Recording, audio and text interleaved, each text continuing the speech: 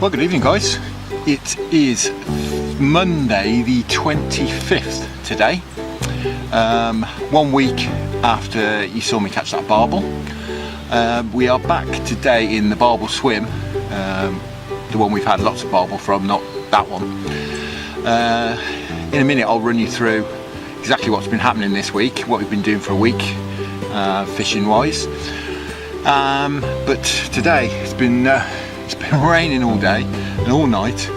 The river's up probably about a foot. There's a nice tinge of colour to it. So we've picked Anastacia up after school. We've raced down here. It's about 6:15 now. It's really cloudy, so we're going to lose the light quite quickly tonight. So we've raced down here. As you can see there, Anastasia's fishing maggots. She's on the maggot feeder. I'm doing my usual tactics. Unfortunately though, I've managed not to bring my thermometer like a pillock, because it'd be nice to know whether the water that's gone in is cold or has warmed the water up a bit.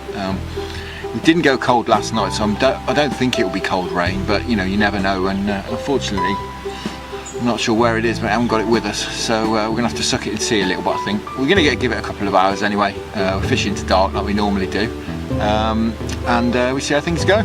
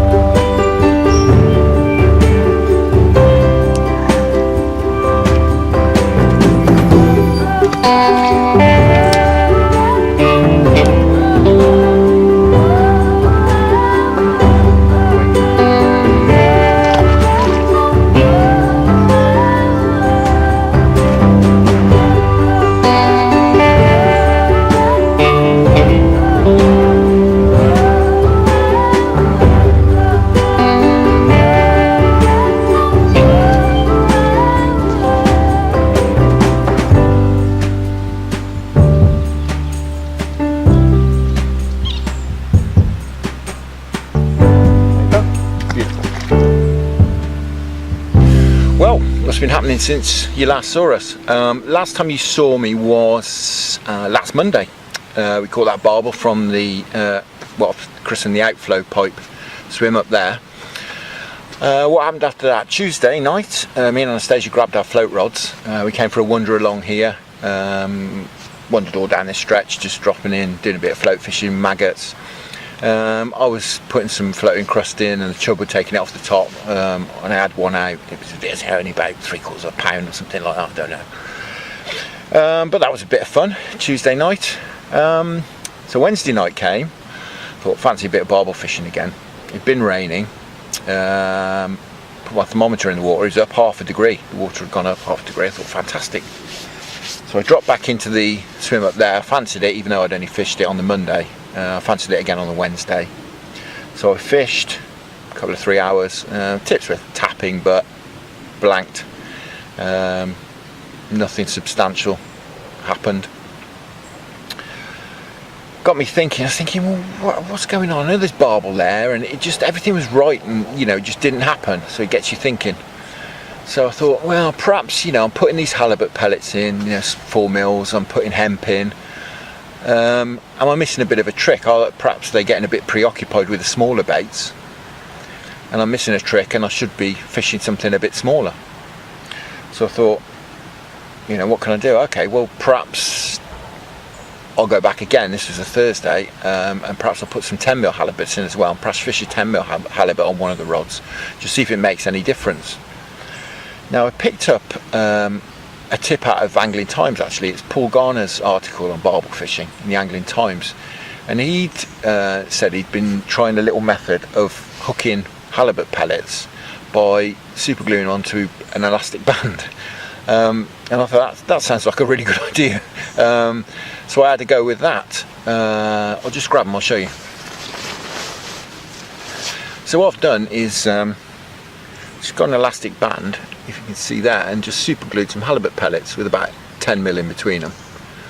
And the idea is you sort of take, say, the end one there, you cut it off level with that pellet, and you just simply nick the hook through the elastic band there.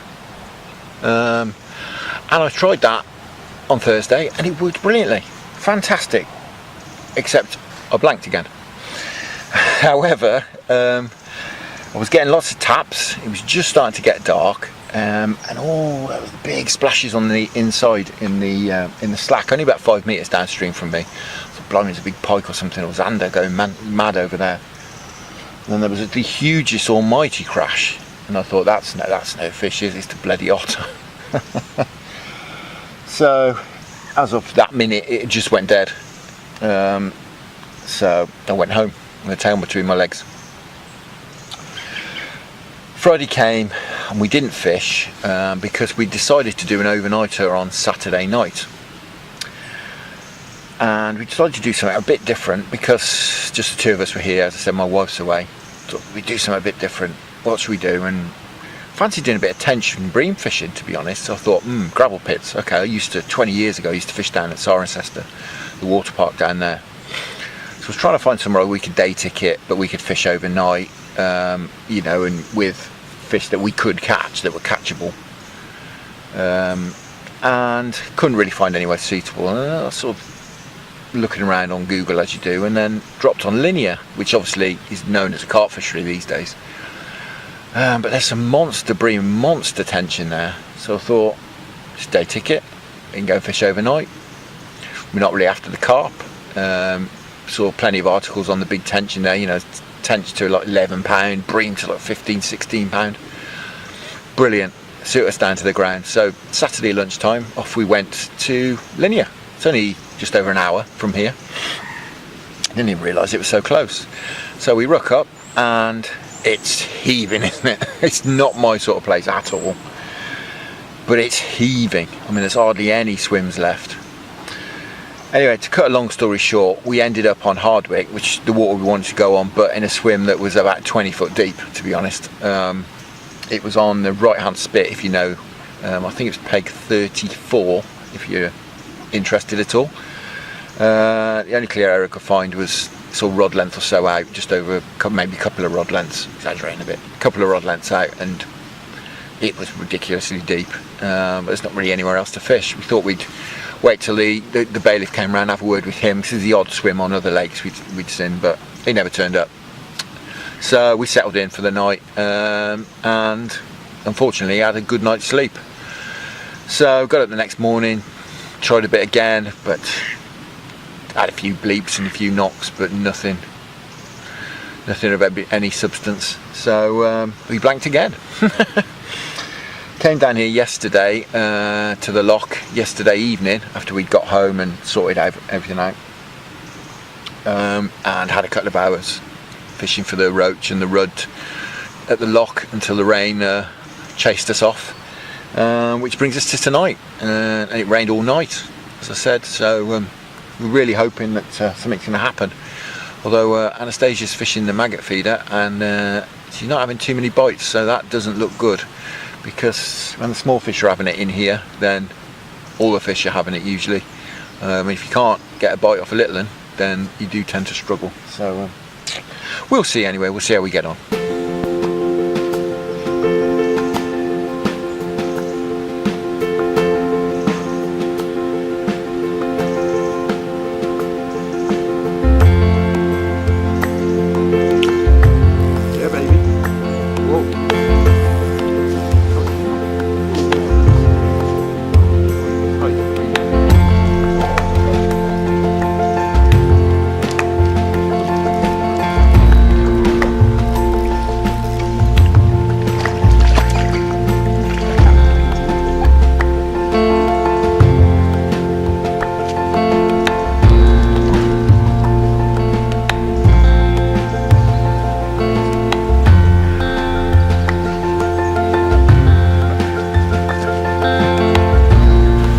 There you go, guys, first fish, bream about 2 or 3 pound.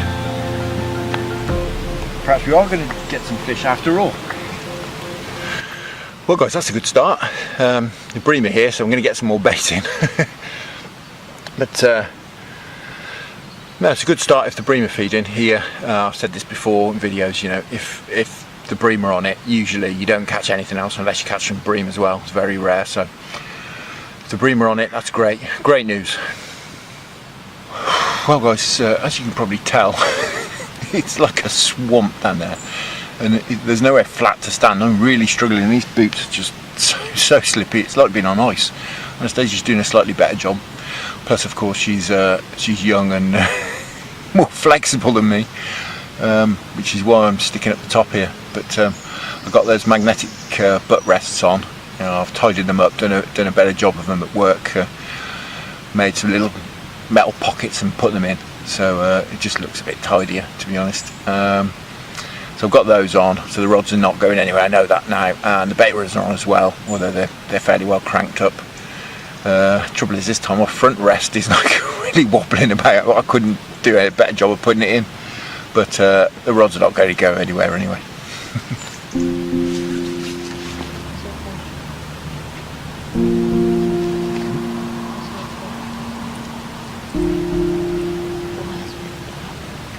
Massive.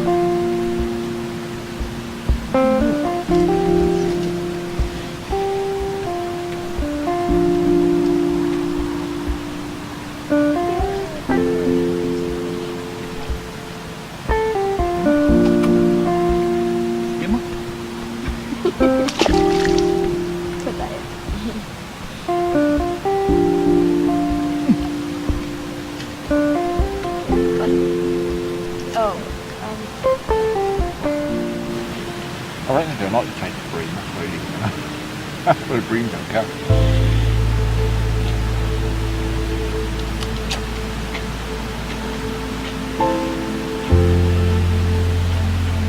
Oh guys, I don't know if you heard that, but the otter's about 15 metres that way.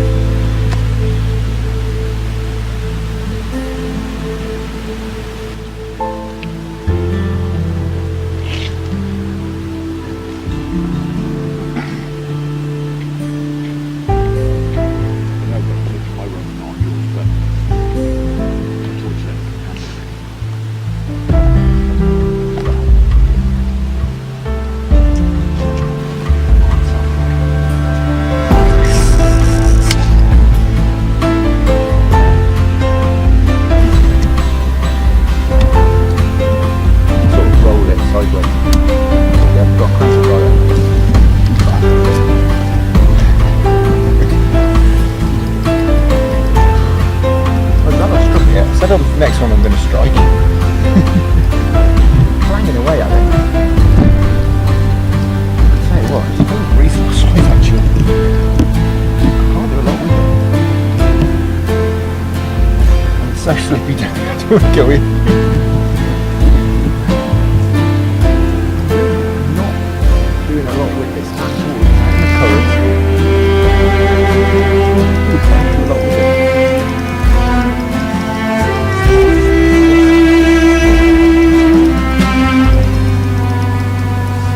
Got the otter. Like the bloke I can't bring it up. I can't get it at all.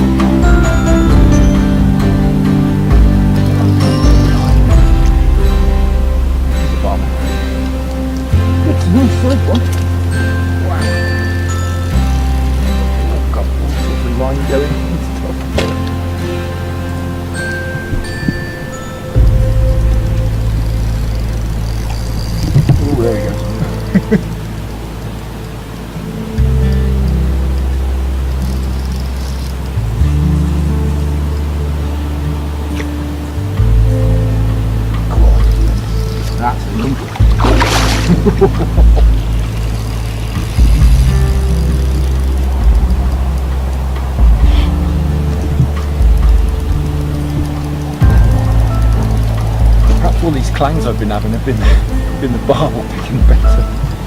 Look at them striking. I'm waiting for that 3 foot twitch. I thought with all this bream we've been getting, I've sworn it just the bream and skimming and stuff. He's not done yet. It's slippery.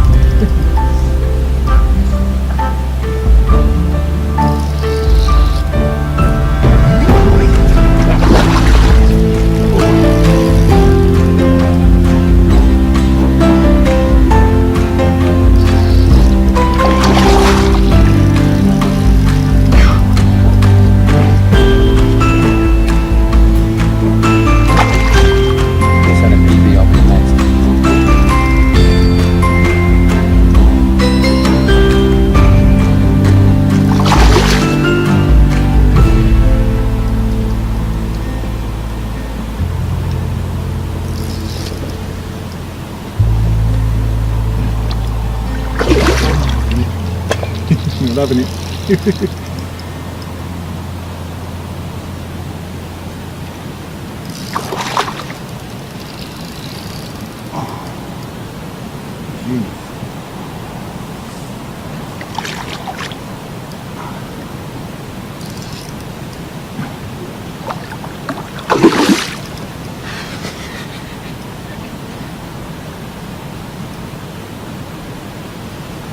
Come on, you. Oh, no, no, no. Oh, so close. Let's get that other line right under his nose. I got him. Oh, wow. Got him.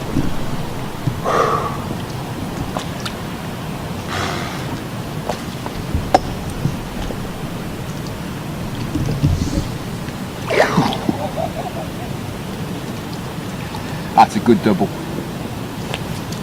That's a good double. Wow.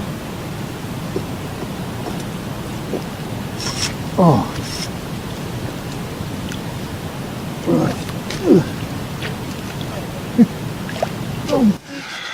Well guys, I'm just getting this hook out. Trying to. I've actually, Anastasia's got the scales, as you can see. I've actually using a newt there. Really wanted that. It's taking it right down. Like an inch inside his mouth.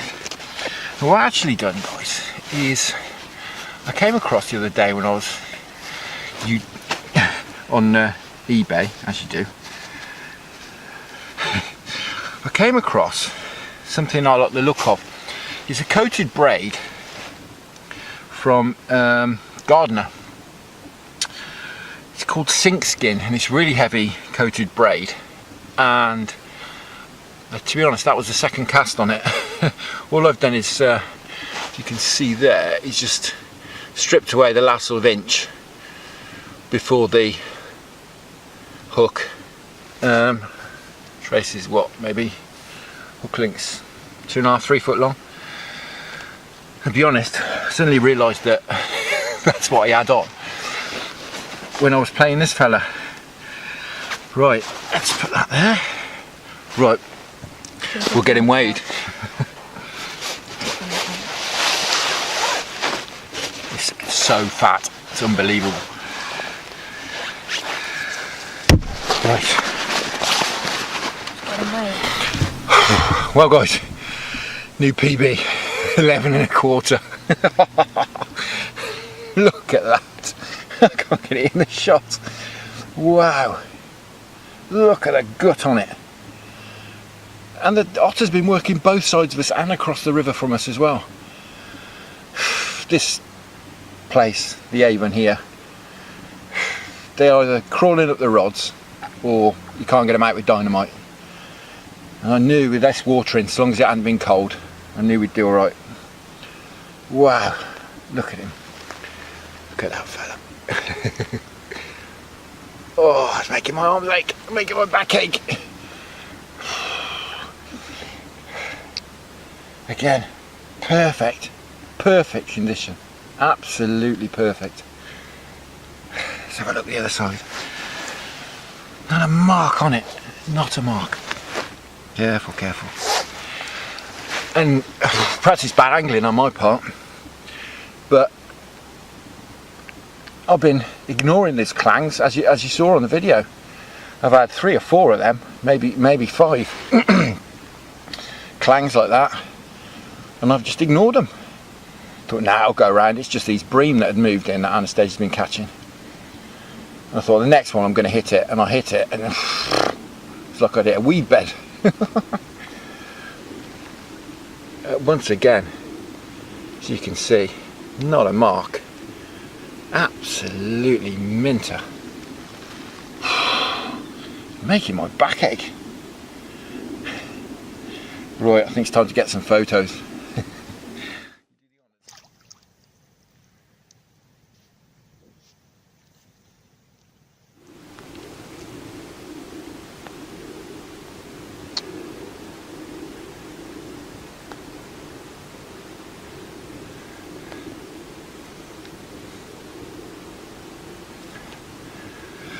Well guys, I think with that we've truly wrecked the swim, but we had a fantastic evening. Yeah. Anastasia's had some bream. We've had this new PB out. Wow, unbelievable! It's making my back ache. So I think with that we're going to go home. But once again, thanks very much for watching the video. Hope you enjoyed it. If you've got any comments to make, please stick them in the box below. And enjoy your own angling. And we'll see you again next time.